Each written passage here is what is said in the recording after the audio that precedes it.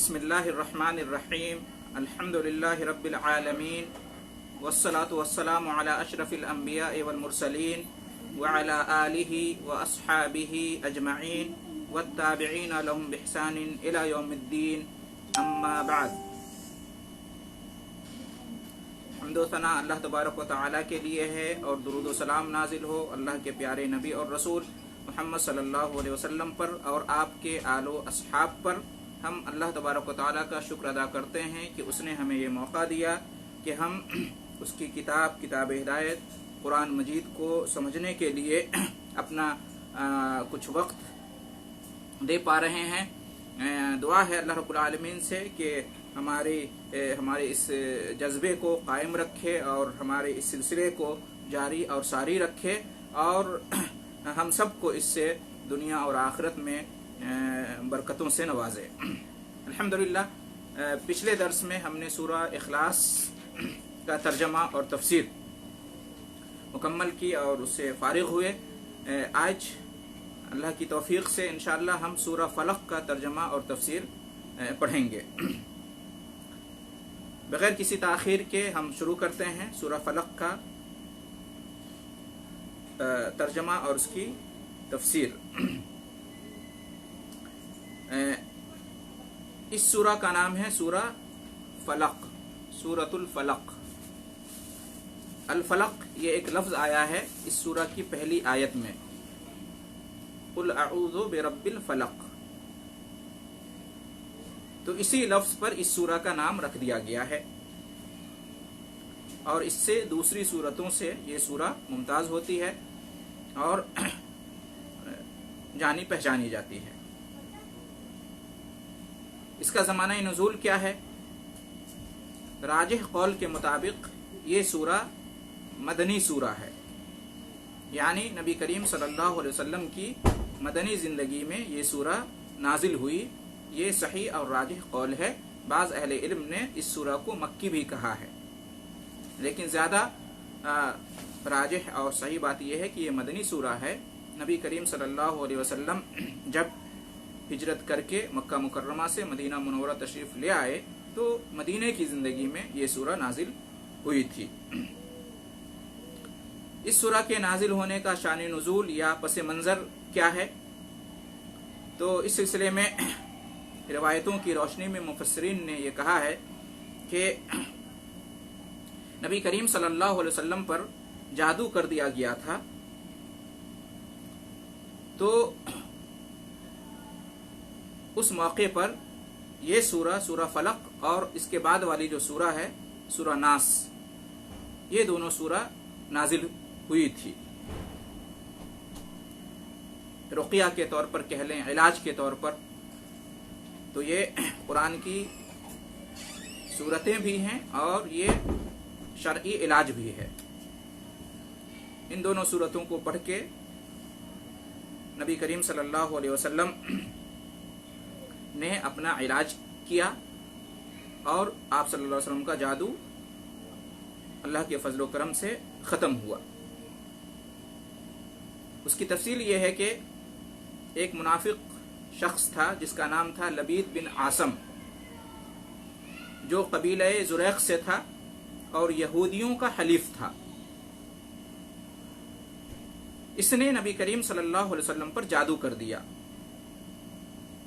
तो जिब्रील अलैहिस्सलाम इन दोनों सूरतों को लेकर, सूरा फलक और सूरा नास, इन दोनों सूरतों को मुअव्वज़तैन भी कहते हैं। ऐसी दो सूरतें जिनके ज़रिए से अल्लाह ताला की पनाह मांगी जाती है, मुअव्वज़तैन। तो इन दोनों सूरतों को लेकर जिब्रील अलैहिस्सलाम हाजिर हुए और आपको खबर दी कि लबीद बिन आसम नामी शख्स ने आप पर जादू किया है और ये जो जादू है ये एक कुएं में है, कुएं में पत्थर के नीचे दफन है। उस कुएं का नाम था ज़रवान, बेरे ज़रवान। तो उस कुएं के अंदर पत्थर के नीचे दफन कर दिया गया है जादू करके। तो आप सल्लल्लाहु अलैहि वसल्लम ने हजरत अली रजी अल्लाह ताला अन्हु को भेजकर उसे मंगवाया पाया गया कि कंघी के दंदानों और बालों के साथ एक तांत में 11 गिरहें पड़ी हुई थीं और मोम का एक पुतला भी था जिसमें सुइयां चुभुई हुई थीं, और ये सब कुछ करके खजूर के फल के गिलाफ में रखा हुआ था। तो जिब्रील अलैहिस्सलाम के कहने के मुताबिक नबी करीम सल्लल्लाहु अलैहि वसल्लम इन दोनों सूरतों की एक एक आयत पढ़ते गए और गिरह खुलती गई, यहाँ तक कि आखिरी गिरह भी खुल गई, सारी गिरहें खुल गईं। 11 गिरहें लगी हुई थी और इन दोनों सूरतों को मिलाकर 11 आयतें बनती हैं। तो हर आयत को हर एक एक आयत को एक एक गिरह पर पढ़ते गए और इस तरह से गिरहें खुलती गईं। उसके बाद आप सल्लल्लाहु अलैहि वसल्लम को राहत महसूस हुई और आपने इतनी ज़्यादा राहत और आराम महसूस किया कि जैसे लगता हो कि आपका बदन बंधा हुआ था, जकड़ा हुआ था और उसे खोल दिया गया, आज़ाद कर दिया गया, और यूं लगा कि जैसे बदन का सारा बोझ अचानक से उतर गया और बहुत ही हल्कापन महसूस हुआ। तो ये है शान नुज़ूल, ये है पस मंज़र सूरह फलक और सूरह नास के नाजिल होने का। उसके बाद आते हैं, हम सीधा तर्जमा शुरू करते हैं और उसके बाद इंशाअल्लाह अगर वक्त मिला तो फजीलत बयान करेंगे इस सूरह की या दोनों सूरह की। अऊज़ु बिल्लाहि मिनश शैतानिर रजीम, बिस्मिल्लाहिर रहमानिर रहीम। कुल अऊज़ु बिरब्बिल फलक, कह दीजिए कि मैं पनाह में आता हूं सुबह के रब की, यानी कह दीजिए कि मैं सुबह के रब की पनाह में आता हूं। कुल कह दो या कह दीजिए, डायरेक्ट खिताब है नबी करीम सल्लल्लाहु अलैहि वसल्लम से। अल्लाह हुक्म दे रहा है आपको कि आप पढ़िए, आप कहिए, और इसमें हर उम्मती दाखिल है। कुल ये काला यकूलो से है, कहने के माने में, और तफसील इससे पहले वाले दर्स में गुजर चुकी है। अऊज़ो, आज़ा यऊज़ो पनाह मांगने के माने में होता है। पनाह मांगना, पनाह तलब करना, पनाह चाहना, यानी अल्लाह ताला की हिफाजत में आना, अल्लाह ताला से हिफाजत और हिफ्ज़ो अमान तलब करना, ये होता है आज़ा यऊज़ो का माना। या हम कहते हैं अल्लाह की पनाह मांगना, यानी अल्लाह का हिफ्ज़ो अमान मांगना, अल्लाह ताला अपनी हिफाजत में रखे, अल्लाह अपने हिफ्ज़ो अमान में रखे, ये मतलब होता है इसका। तो उसी से है आज़ा यऊज़ो। अऊज़ो ये फ़ेल मुज़ारे का सेगा है, मुतकल्लिम का सेगा है, फर्स्ट पर्सन है। अऊज़ो वाहिद का सेगा है, इसकी जमा होती है नऊज़ो। अऊज़ो मैं पनाह मांगता हूँ, पनाह चाहता हूँ, पनाह में आता हूँ, और नऊज़ो हम सब पनाह मांगते हैं, हम सब अल्लाह की पनाह में आते हैं। जैसे कि हर खुतबे में आप सुनते होंगे नऊज़ो नऊज़ो सुनते होंगे, इन्नल हम्दलिल्लाहि नहमदुहु व नस्तईनुहु व नस्तगफिर व नऊज़ु बिल्लाहि मिन शुरूरि अनफुसिना। तो वहाँ पे नऊज़ो का लफ्ज़ आया है। तो अऊज़ो वाहिद का सेगा है मुतकल्लिम का, और नऊज़ो जमा का सेगा है। बेरब्बिल फलक, सुबह के रब की, ये बा जो है ये हर्फ जर है, प्रीपोजिशन में आता है ये। रब, इससे पहले कई बार ये लफ्ज़ आ चुका है रब, इससे मुराद अल्लाह तबारक व तआला की ज़ात है, और रब का मतलब होता है मालिक, खालिक, राज़िक, मुदब्बिर। इसकी जमा अरबाब होती है। अल फलक, फलक का माना यहाँ पे सुबह है, फलक सुबह के माने में इस्तेमाल हुआ है। कुल अऊज़ु बिरब्बिल फलक, फलक का लफ्जी माना होता है फटना। इससे मुराद क्या है? रात की पौ का फटना और सुबह का नमूदार होना। जब रात की पौ फट जाती है तो सुबह नमूदार होती है, वही मुराद है। तो इससे मुराद है सुबह। इसी से है फालिक, अल्लाह रब्बुल आलमीन के बारे में आया फालिकुल इस्बाह, कुरान में आया है, सुबह को फाड़ के लाने वाला, यानी सुबह को नमूदार करने वाला, सुबह को लाने वाला। तो रात की पौ फटती है तो सुबह आती है, तो यहाँ पर फलक से मुराद सुबह है। कुल अऊज़ु बिरब्बिल फलक, इसका तर्जमा ये हुआ कि आप कह दीजिए ए नबी करीम सल्लल्लाहु अलैहि वसल्लम कि मैं सुबह के रब की पनाह में आता हूँ, या मैं सुबह के रब की पनाह चाहता हूँ, मैं सुबह के रब की पनाह मांगता हूँ।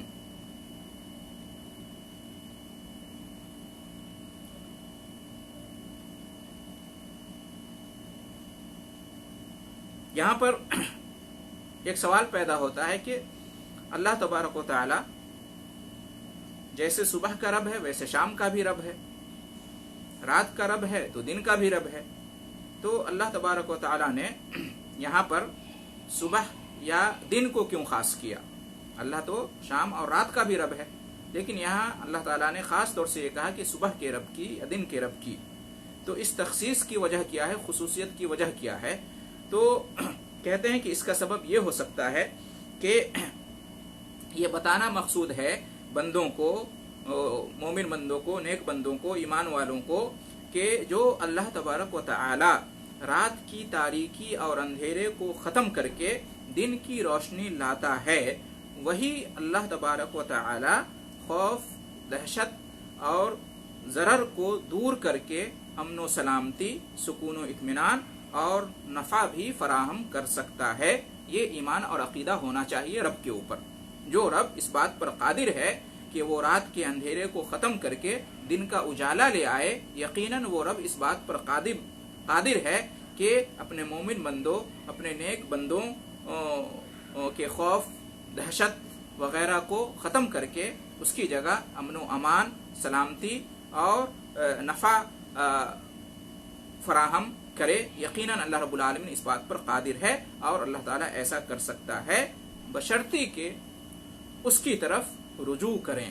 अहले ईमान अल्लाह रब्बुल आलमीन से तलब करें अमन व अमान, अल्लाह रब्बुल आलमीन की तरफ वापस हों, अल्लाह रब्बुल आलमीन के सामने आके गिरिया वजारी करें और उसी तरह से अल्लाह ताला पर यकीन रखें, अल्लाह ताला पर तवक्कुल और भरोसा रखें, जिस तरह से इस बात का यकीन होता है कि रात के बाद सुबह आने वाली है, रात के बाद दिन आने वाला है, शाम ढलती है, रात आती है, फिर सुबह होती है, दिन का उजाला फैलता है। जिस तरह से हमारा यकीन है इस निज़ाम के ऊपर, उसी तरीके से अल्लाह ताला की ताकत और कुदरत पर हमारा यकीन होना चाहिए और हमें उस पर तवक्कुल भरोसा करना चाहिए। तो गोया कि इस तरह की एक दावत, इस तरह का एक पैगाम दिया जा रहा है यहाँ पर, जो जिक्र किया अल्लाह ताला ने यहाँ पर सुबह को, सुबह के रब की ये जो खास किया यहाँ पर सुबह के रब की, जबकि अल्लाह ताला शाम का भी रब है। अल्लाह ताला सिर्फ दिन का ही नहीं रात का भी रब है, लेकिन उसकी ये वजह हो सकती है अल्लाह आलम, जैसा कि मुफस्सिरीन ने कहा है। तो कुल अऊज़ु बिरब्बिल फलक, आप कह दीजिए कि मैं पनाह में आता हूँ। किसकी पनाह में? सुबह के रब की पनाह में। आयत नंबर 2, मिन शर्रि मा खलक, इसका तर्जुमा है हर उस चीज की बुराई से जो उसने पैदा किया। पहली आयत में अल्लाह ताला ने ये हुक्म दिया है कि पनाह मांगो सुबह के रब की। किस चीज से पनाह मांगो, उसका बयान अगली 4 आयतों में आ रहा है। किन चीजों से पनाह मांगना है? पनाह अल्लाह की मांगना है, हिफाजत अल्लाह से तलब करना है, हिफ्ज़ व अमान अल्लाह से चाहना है, अल्लाह के अलावा कोई और हिफ्ज़ व अमान देने वाला नहीं, और अल्लाह रब्बुल आलमीन के अलावा कोई और पनाह और हिफाजत देने वाला नहीं।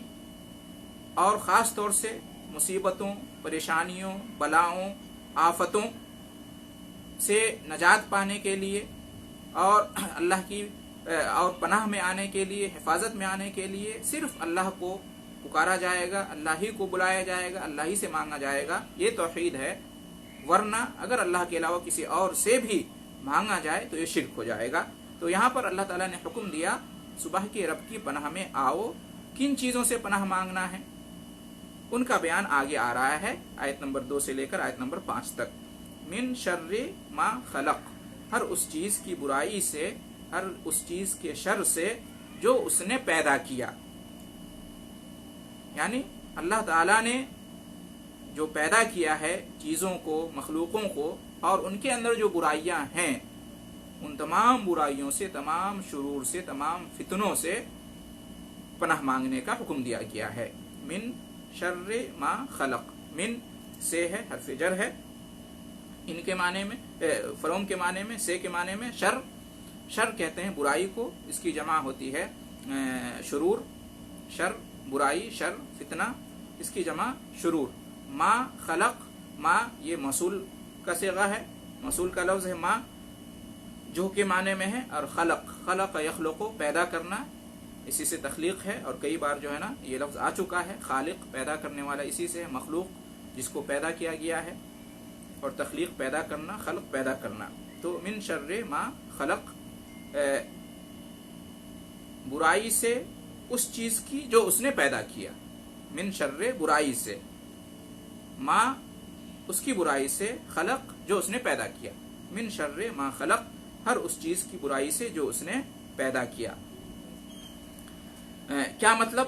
اس کا مطلب یہ کہ تمام مخلوقات کی برائی سے، اللہ تعالیٰ نے جتنی بھی مخلوقات پیدا کی ہیں، بنائی ہیں، تمام کائنات اور تمام کائنات کے اندر زمین و آسمان اور جو کچھ ان دونوں کے درمیان ہے، یہ سب اللہ تعالیٰ کی مخلوقات ہیں، تو تمام مخلوقات کے شر اور برائی سے، من شر ما خلق کا یہ معنی ہوا، یعنی قل اعوذ برب الفلق من شر ما خلق، آپ کہہ دیجئے کہ میں صبح کے رب کی پناہ میں آتا ہوں تمام مخلوقات کے شر اور برائی سے، یعنی اے اللہ مجھے تو تمام مخلوقات کے شر اور برائی سے، اس کائنات کے اندر جتنے بھی شرور ہیں، برائیاں ہیں، فتنے ہیں، ضرر ہیں، ان تمام سے میری حفاظت کر، مجھے اپنے حفظ و امان میں رکھ، پناہ دے، یہ مطلب ہے اس کا۔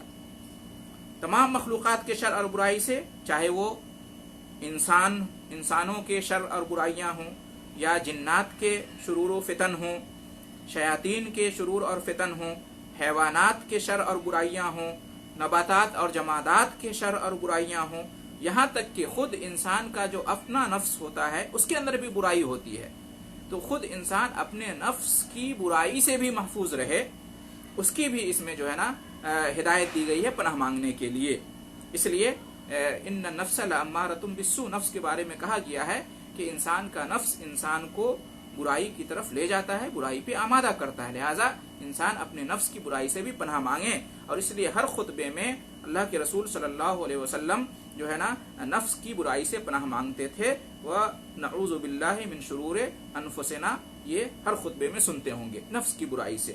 تو اس میں ہر قسم کی برائی اور شر سے پناہ مانگنے کی ہدایت کی گئی ہے اور حکم دیا گیا ہے، خود اپنے نفس کی برائی اور شر سے، دوسرے کے شر اور برائی سے، اور دوسرے میں سب آ جاتے ہیں، گویا کہ ہر قسم کے شر اور برائی سے اس میں پناہ مانگنے کا حکم دیا گیا ہے، من شر ما خلق۔ شر کا جو معنی ہوتا ہے، موٹے طور پر ہم یہ سمجھ سکتے ہیں کہ شر میں دو چیز داخل ہے، دو چیز شامل ہے، ایک ہے ہر قسم کی آفت اور مصیبت جس سے انسان کو براہ راست تکلیف پہنچتی ہے، ہر وہ آفت، ہر وہ مصیبت، ہر وہ آزمائش، ہر وہ مشکل، ہر وہ بلا جس سے انسان کو ڈائریکٹ تکلیف پہنچتی ہے، اس کو بھی شر کہتے ہیں۔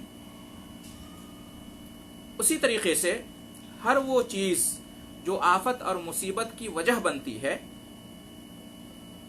وہ بھی ایک طرح سے شر ہے، وہ بھی ایک طرح سے برائی ہے، جیسے کہ کفر ہے، شرک ہے، تمام قسم کے گناہ ہیں، اس لیے کہ تمام جو گناہ ہیں وہ کیا ہیں؟ دنیا اور آخرت میں مصیبتوں اور آفتوں کا سبب ہیں۔ وما اصابکم من مصیبت فبما کسبت ایدیکم، تمہیں جو بھی مصیبت پہنچتی ہے وہ تمہارے گناہوں کی وجہ سے۔ تو شر کے اندر، برائی کے اندر کہتے ہیں کہ دونوں چیز شامل ہے، وہ چیز بھی جو بذات خود مصیبت ہو، آفت ہو، اور جس سے انسان کو تکلیف پہنچتی ہے، اور وہ چیز بھی جو مصیبت اور آفت کا سبب یا وجہ بنتی ہے۔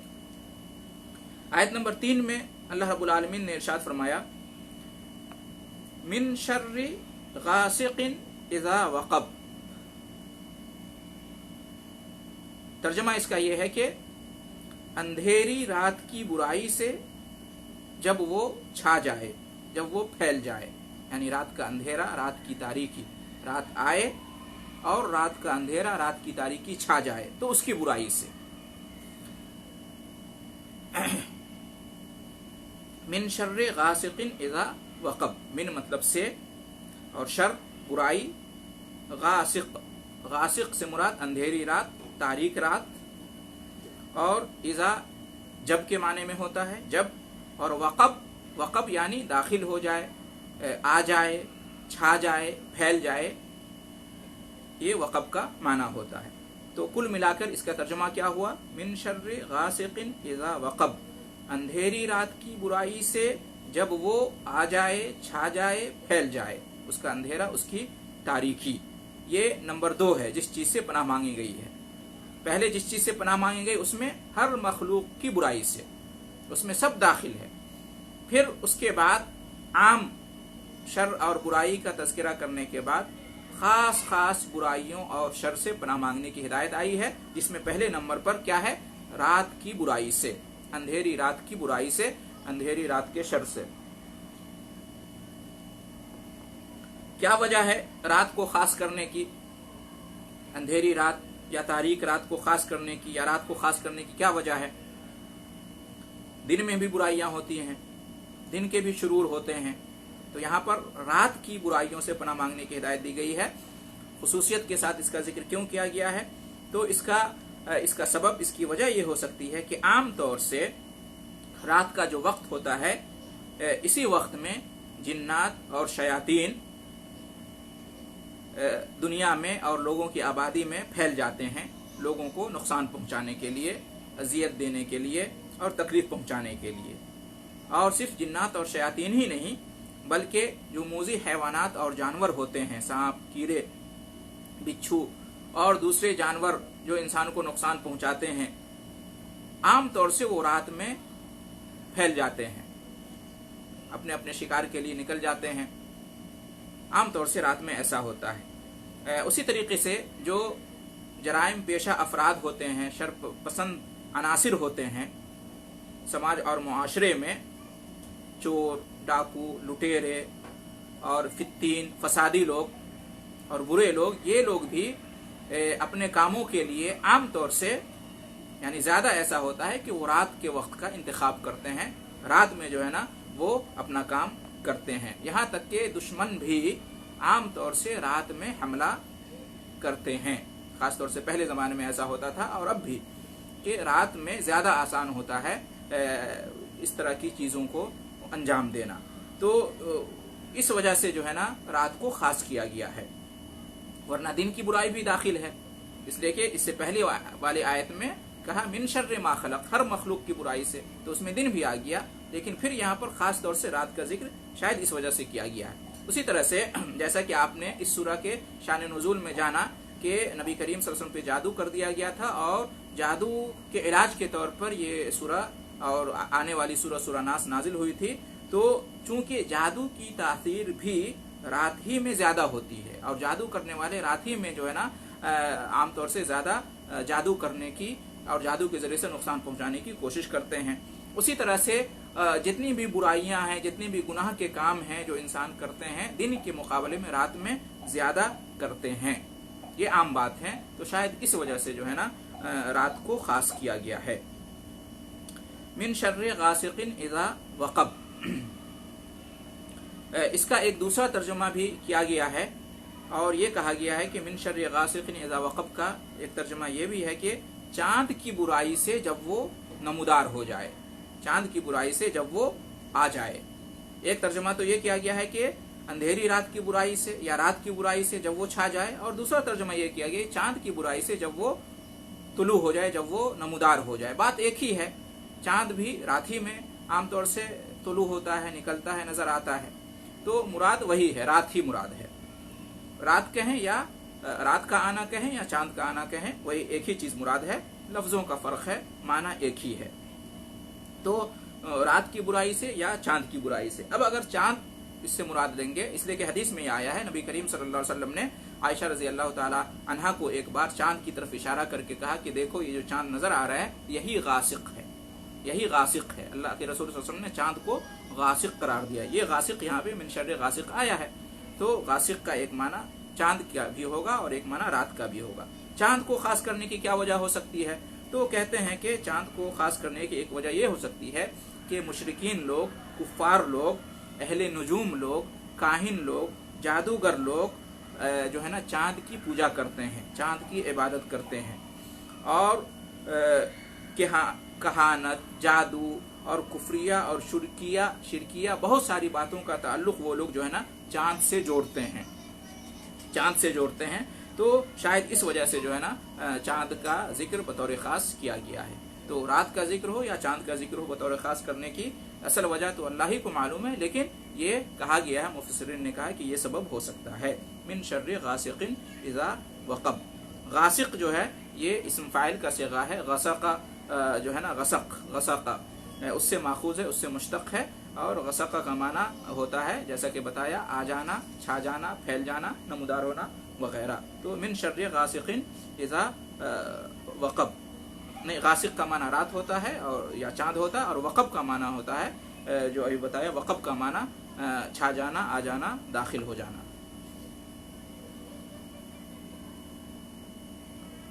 मिन शर्रि गासिकिन इज़ा वक़ब, तो रात की बुराई से जब वो छा जाए या चांद की बुराई से जब वो आ जाए। गासिकिन इज़ा वक़ब दोनों का माना यही होता है, मतलब छा जाना और फैल जाना, नमूदार हो जाना, आ जाना। आयत नंबर 4 अल्लाह रब्बुल आलमीन ने इरशाद फरमाया वमिन शर्रिन नफ़्फ़ासाति फिल उक़द, इसका तर्जुमा क्या है? और गिरहों पर फूंकने वालियों की बुराई से। वमिन शर्रिन नफ़्फ़ासाति फिल उक़द, और गिरहों पर फूंकने वालियों की बुराई से। क्या मतलब इसका? इसका मतलब यह है कि जादूगरनियों की बुराई से, जो धागे पर जादू पढ़कर फूंकती हैं और गिरहें डालती हैं, ये मुराद है इससे। वमिन शर्रिन नफ़्फ़ासाति फिल उक़द, आमतौर से जादूगर करने वाले क्या करते हैं? आमतौर से धागे पर, डोरे पर क्या करते हैं? जादू के कलमात को पढ़ते हैं, शैतानों का नाम लेते हैं और फिर उस पर गिरह लगाते हैं, उसको बांधते हैं। तो ये मुराद है इससे, वमिन शर्रिन नफ़्फ़ासाति फिल उक़द, और गिरहों पर फूंकने वालियों की बुराई से, या ये कह सकते हैं कि जादूगरनियों की बुराई से जो धागे पर जादू पढ़कर फूंकती हैं और गिरहें डालती हैं। वह मिन शर्रे, वह मतलब और, एंड के माने में और फ़िअत्फ़ है, मिन से के माने में होता है, और शर बुराई, शर, और इसकी तफसील गुजरी। नफ़्फ़ासात, अन नफ़्फ़ासात, ये जो नफ़्फ़ासात है, नफ़्फ़ासात ये नफ़स से मुश्तक़ है। नफ़स का माना होता है फूंक मारना, नफ़स यनफ़ुसु, फूंक मारना, तो उसी से मुश्तक़ है, माखूज है नफ़्फ़ासात या अन नफ़्फ़ासात। और उक़द जो है, फी मतलब में होता है, इन, और उक़द जो है ये उक़दा की जमा है। उक़दा कहते हैं गिरह को, जो रस्सी को बांधते हैं, गिरह लगाते हैं, या धागे को, डोर को, तो वही गिरह को कहते हैं उक़दा, उसी की जमा है उक़द। तो वमिन शर्रिन नफ़्फ़ासाति फिल उक़द का ये माना हुआ कि और गिरोह में फूंकने वालियों की बुराई से, शर से। यहाँ पर सवाल ये पैदा होता है कि जादूगरनियों या फूंकने वालियों से ये मालूम होता है कि इससे मुराद औरतें हैं। वो औरतें जो जादू करती हैं, वो औरतें जो है ना जादू पढ़ती हैं और गिरहे लगाती हैं। तो औरतों को क्यों खास किया?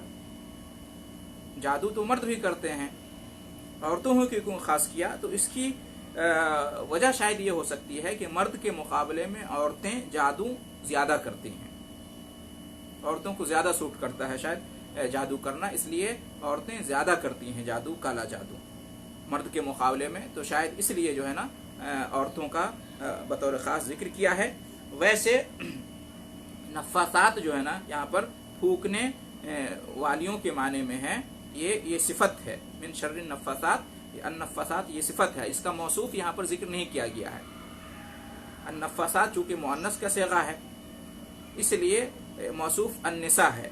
वमिन शर्रिन अन-निसा अन-नाफ़िसात, ये हो सकता है, लेकिन अगर हम अन-निसा के बजाय अन-नुफूस यहाँ पे डालेंगे, वमिन शर्रि अन-नुफूस अन-नफ़्फ़ासात, नुफूस नफ्स की जमा नुफूस, और अरबी में नफ्स नुफूस मुअन्नस इस्तेमाल होता है।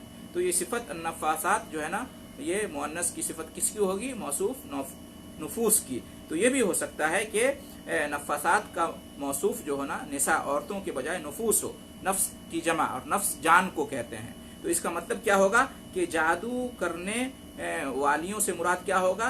जादू करने वाली जाने, जादू करने वाली जाने, जादू करने वाले नुफूस। तो इसमें मर्द औरत दोनों दाखिल हैं, मर्द की भी जान होती है, औरत की भी जान होती है, मर्द का भी नफ्स होता है, عورت کا بھی نفس ہوتا ہے، تو جادو کرنے والے نفوس کی برائی سے، جادو کرنے والی جانوں کی برائی سے، یہ اگر ترجمہ کریں گے تو شاید عورتیں ناراض بھی نہیں ہوں گی. تو یہ بھی کیا جا سکتا ہے، کوئی حرج کی بات نہیں ہے. تو ومن شر النفاثات فی العقد کا دو طرح سے ترجمہ کر سکتے ہیں. ایک تو یہ کہ گروہوں پر پھونکنے والیوں کی برائی سے، دوسرا کہ گروہوں پر پھونکنے والی جانوں کی برائی سے، نفوس کی برائی سے. مطلب وہی ہوگا کہ جادو کرنے والے یا جادو کرنے والیوں کی برائی سے، دونوں کا کام کیا ہوتا ہے؟ دھاگے پر جادو پڑھ کر پھونکنا اور گرہیں لگانا. یہاں پر ایک سوال پیدا ہوتا ہے کہ جادو ہی کو کیوں خاص کیا؟ اور بہت ساری چیزوں کی برائیاں ہوتی ہیں، شرور ہوتے ہیں. تو یہ سوال ہر آیت میں آ رہا ہے. پہلی آیت میں صبح کو کیوں خاص کیا، دوسری آیت میں جو ہے نا، تیسری آیت میں جو ہے نا چاند یا راتھی کو کیوں خاص کیا. یہاں جو ہے نا، یہاں پہ یہ سوال آ سکتا ہے کہ جادو ہی کیوں خاص کیا. حقیقی علم تو اللہ کو ہے، لیکن اس کی وجہ یا اس کا سبب ایک تو یہ ہو سکتا ہے کہ یہ جو سورہ ہے، سورہ فلق اور سورہ ناس، یہ دونوں سورتیں نازل ہوئی ہیں جادو کے پس منظر میں. نبی کریم صلی اللہ علیہ وسلم پہ جادو کر دیا گیا تھا، تو یہ شان نزول ہے، واقعہ جادو کا واقعہ. تو اس نسبت سے یہاں پر جادو کا ذکر بطور خاص آیا ہے. یا اس لیے بھی کہ جادو کا جو شر ہوتا ہے اور ضرر ہوتا ہے، جادو کی جو برائی ہوتی ہے، جادو کے جو نقصانات ہوتے ہیں بہت ہی خطرناک ہوتے ہیں. اور ایسا بھی ہوتا ہے کہ انسان بے خبری کی وجہ سے جادو کے شرعی علاج کی طرف توجہ نہیں دیتا ہے. جادو کا جو شرعی علاج ہے، جو اصل علاج ہے جادو کا، اس کی طرف توجہ نہیں دیتا ہے. وہ بیماری سمجھ کر صرف دنیاوی طور پر دوا علاج کراتا ہے، اور اس طرح سے جو ہے نا اس کی بیماری اور بڑھ جاتی ہے. تو اس وجہ سے جادو کا معاملہ بڑا خطرناک ہے، اور اس کا نقصان جو ہے نا بہت ہی سنگین ہوتا ہے. اس وجہ سے شاید جادو کا بطور خاص ذکر کیا ہے، واللہ عالم. تو ومن شر النفاثات فی العقد کا یہ معنی ہوا. تو نفاثات اور عقد، پھونکنا اور گرہ لگانے کا کام جو ہے نا عام طور سے جادوگروں کا، جادوگرنیوں کا ہوتا ہے. اور جیسا کہ کیا کہ دھاگے پر، ڈور وغیرہ پر وہ کیا کرتی ہیں؟ گرہ لگاتی ہیں، اور اس میں شیطانوں کا نام لیتی ہیں یا لیتے ہیں جادوگر، اور اس پہ جو ہے نا جادو منتر ٹونا کے الفاظ اور کلمات وغیرہ، جملے وغیرہ پڑھتے ہیں. تو بہرحال اس وجہ سے یہاں پہ نفاثات اور عقد جو الفاظ آئے ہیں اس کی مناسبت معلوم ہوتی ہے. آیت نمبر 5 اللہ رب العالمین نے ارشاد فرمایا، آخری آیت سورہ فلق کی، وَمِن شَرِّ حَاسِدٍ اِذَا حَسَد. اس کا ترجمہ ہے اور حسد کرنے والے کے حسد سے جب وہ حسد کرے یا جب وہ حسد کرنے لگے. وَمِن شَرِّ، وہ مطلب اور، من مطلب سے، شر مطلب برائی، تینوں کا بیان ہو چکا ہے. حاسد، یہ حاسد جو ہے یہ اسم فاعل ہے حسد سے. حسد یحسدو، یہ جو ہے نا حسد کرنا، جلنا، جلن، حسد، اسی سے اسم فاعل ہے. اذا، جب، اس سے پہلے بھی آ چکا ہے اذا وقب میں، اذا جب کو کہتے ہیں. اور حسد یہ فعل ماضی کا صیغہ ہے، حسد، اس نے حسد کیا. تو ومن شر حاسد اذا حسد، اس کا ترجمہ کیا ہوا؟ اور حسد کرنے والے کے حسد سے جب وہ حسد کرنے لگے یا جب وہ حسد کو ظاہر کرے. ومن شر حاسد اذا حسد. حسد کس کو کہتے ہیں؟ حسد کا مطلب ہوتا ہے کسی شخص کی نعمت، خوشی، ترقی، آرام، آشائش، علم، مال، دولت، اولاد، عزت، رتبہ، حیثیت وغیرہ کو دیکھ کر جلنا، اور یہ چاہنا کہ اس سے یہ نعمت ختم ہو جائے، زائل ہو جائے، دور ہو جائے، چاہے خود اس کو حاصل ہو یا نہ ہو. تو اس کو کہتے ہیں حسد. یعنی کسی شخص کو اللہ تعالیٰ نے کسی نعمت سے نوازا ہے، کسی خوشی سے نوازا ہے، تو کسی کا یہ چاہنا کہ اس کی وہ نعمت ختم ہو جائے، دور ہو جائے، اس کو کہتے ہیں حسد، اس کو کہتے ہیں جلن. وہ نعمت اس کو حاصل ہو یا نہ ہو اس سے فرق نہیں پڑتا. وہ یہ تمنا کرے یا نہ کرے کہ مجھ کو حاصل ہو جائے، اس سے چھن کر مجھ کو آ جائے، یہ بھی حسد میں داخل ہے، یا اس کی چھن جائے نعمت، مجھ کو ہو یا نہ ہو، یہ بھی حسد میں داخل ہے۔ تو حسد اس کو کہتے ہیں، کسی کی خوشی کو دیکھ کر جلنا اور یہ تمنا کرنا کہ اس کی خوشی ختم ہو جائے، تو یہ ہے حسد۔ اور حسد کرنا یہ حرام ہے، ناجائز ہے، بہت بڑا گناہ ہے۔ اور حسد کے بارے میں نبی کریم صلی اللہ علیہ وسلم کا فرمان ہے کہ ان الحسد یأکل الحسنات کما تأکل النار الحطب، حسد نیکیوں کو اسی طرح سے کھا جاتا ہے، ختم کر دیتا ہے، جس طرح سے آگ لکڑیوں کو کھا جاتی ہے، ختم کر دیتی ہے۔ تو حسد جو ہے نا نیکیوں کو برباد کرنے کا ایک ذریعہ ہے، اس لیے حسد نہیں کرنا چاہیے، حسد سے بچنا چاہیے، یہ حرام ہے، ناجائز ہے، بہت بڑا گناہ ہے۔ اور حسد کے بارے میں کہتے ہیں کہ یہ آسمان میں کیا جانے والا سب سے پہلا گناہ ہے، اس لیے کہ ابلیس نے آدم علیہ السلام سے حسد کیا تھا، ابلیس نے تکبر بھی کیا اور اللہ کی نافرمانی کی، سجدہ کرنے سے انکار کر دیا۔ سبب کیا تھا؟ حسد۔ اس نے حسد کیا کہ ارے میں آگ سے پیدا کیا گیا ہوں اور وہ مٹی سے پیدا کیا گیا ہے، میں پہلے سے ہوں، اس کو اللہ نے ابھی بنایا اور اس کو مسجود بنا دیا۔ تو اس نے حسد کیا، اس کو اچھا نہیں لگا، اس نے وہ جلنے لگا آدم علیہ السلام کی حیثیت اور رتبہ کو دیکھ کر۔ تو آسمان میں سب سے پہلا گناہ حسد ہوا، کہہ سکتے ہیں اس اعتبار سے۔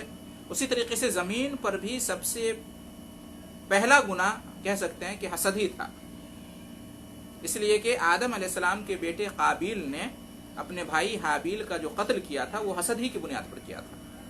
حسد کی بنیاد پر ہی اس نے یہ کیا تھا کہ اللہ تعالیٰ نے کیوں اس کی قربانی کو قبول کر لیا اور میری قربانی کو رد کر دیا، تو اس نے حسد کیا تھا۔ تو حسد کی وجہ سے ہی دنیا میں پہلا قتل ہوا، اور اس لیے دنیا میں قیامت تک ہونے والے ہر ناحق قتل کا ایک حصہ، گناہ کا ایک حصہ اس پر بھی پڑے گا جو پہلا قاتل تھا، قابیل، جس نے اپنے بھائی حابیل کا قتل کیا تھا۔ تو اس قتل ناحق کی جو دنیا میں پہلی بار وجود میں آیا، وجہ کیا تھی، سبب کیا تھا؟ حسد۔ اور ابلیس جو جنت سے نکالا گیا اور ہمیشہ کے لیے اللہ کی رحمت سے دھتکارا، مطلب اس کو نکال دیا گیا، دھتکار دیا گیا، اس کی بھی وجہ اور سبب کیا ہے؟ حسد۔ تو حسد بہت خراب چیز ہے، بہت ہی سنگین ہے۔ حسد خود اپنے آپ میں گناہ ہے اور انسان کی دنیا اور آخرت میں ہلاکت و بربادی کا سبب بنتا ہے۔ حسد کر کے کوئی فائدہ نہیں ہوتا، خود اپنا نقصان ہوتا ہے، خود انسان اس میں جلتا رہتا ہے، بہت خراب چیز ہے، اس سے بچنا چاہیے۔ تو یہ حسد کہتے ہیں۔ ایک ہوتا ہے غبطہ، غبطہ کبھی کبھی حسد کے معنی میں استعمال ہوتا ہے، لیکن وہ غبطہ ہے اصل میں، جس کو اردو میں ہم رشک کہتے ہیں، رشک کرنا۔ غبطہ یعنی رشک کرنا۔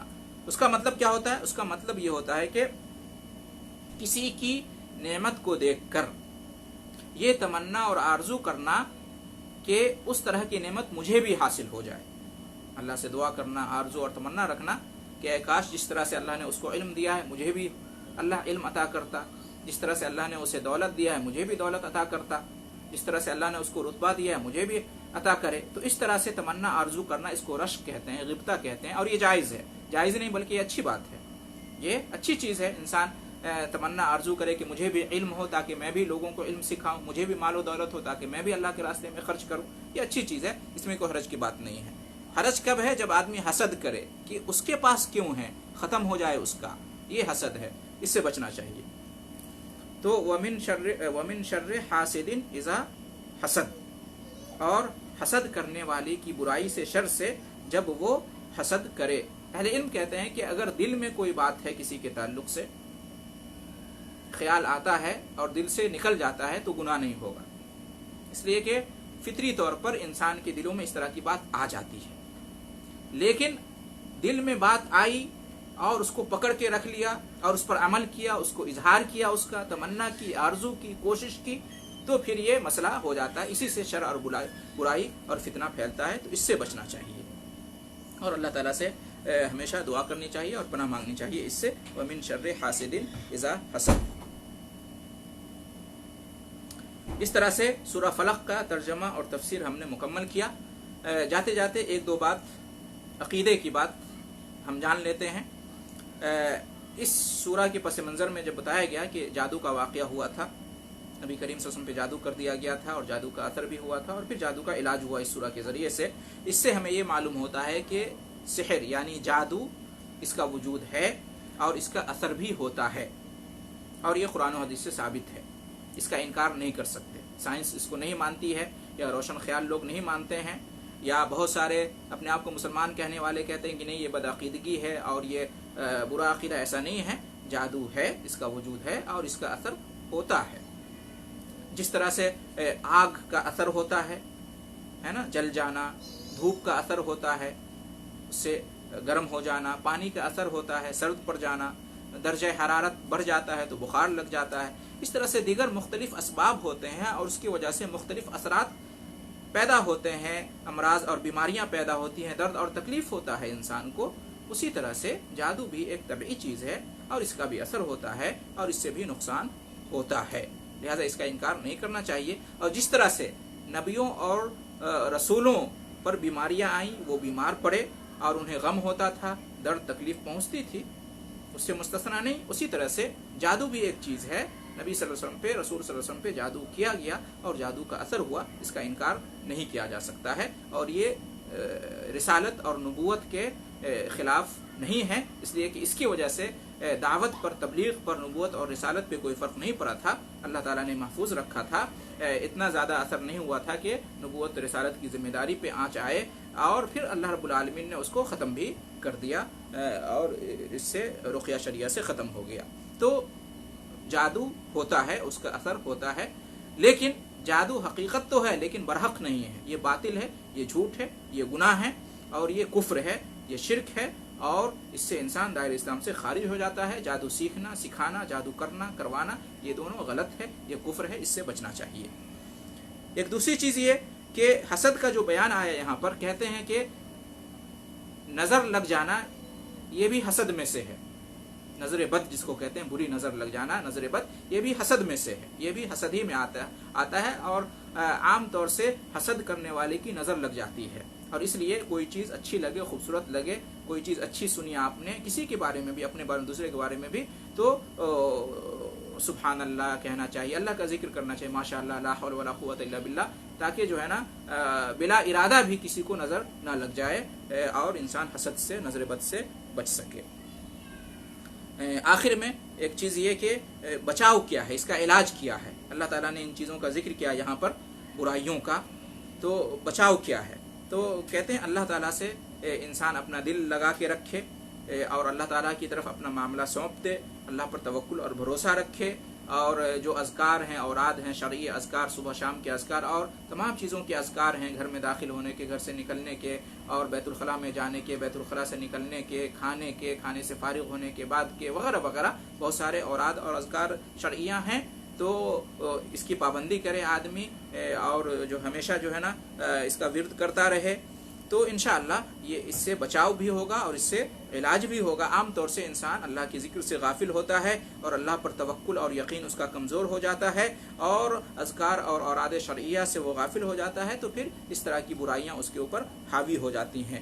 اکثر و بیشتر لوگ جو ہے نا ان چیزوں کو نہیں جانتے ہیں اور جو جانتے ہیں ان چیزوں کا اہتمام نہیں کرتے ہیں, اور جو ان چیزوں کا اہتمام کرتے ہیں تو وہ پورے یقین کے ساتھ نہیں کرتے ہیں, دل و دماغ کی حاضری کے ساتھ جو ہے نا اوراد کو اور اذکار کو نہیں پڑھتے ہیں, بس یوں ہی رسمن پڑھ لیتے ہیں. تو اس وجہ سے ہمیں لگتا ہے کہ شاید اس کا فائدہ یا نفع نہیں ہے, حالانکہ اس میں بڑا فائدہ ہے اور بڑا نفع ہے. جس طرح سے ان چیزوں میں خفیہ, جیسا کہ آپ نے دیکھا کہ اس آیت کے اندر جو ہے نا پہلے تو اللہ تعالیٰ نے تمام مخلوقات کی شر اور برائی سے پناہ مانگنے کی تعلیم دی ہے, اور اس کے بعد پھر خاص طور سے 3 برائیوں کا ذکر کیا ہے اللہ تعالیٰ نے. اس میں 3 برائیوں کا خاص طور سے, رات یا چاند کی برائی کا, اور اسی طریقے سے جو ہے نا جادو کی برائی کا ذکر کیا ہے اس سے پناہ مانگنے کے لیے, اور حسد کا خاص طور سے. یہ تینوں چیزیں جو ہے نا بہت خطرناک ہیں.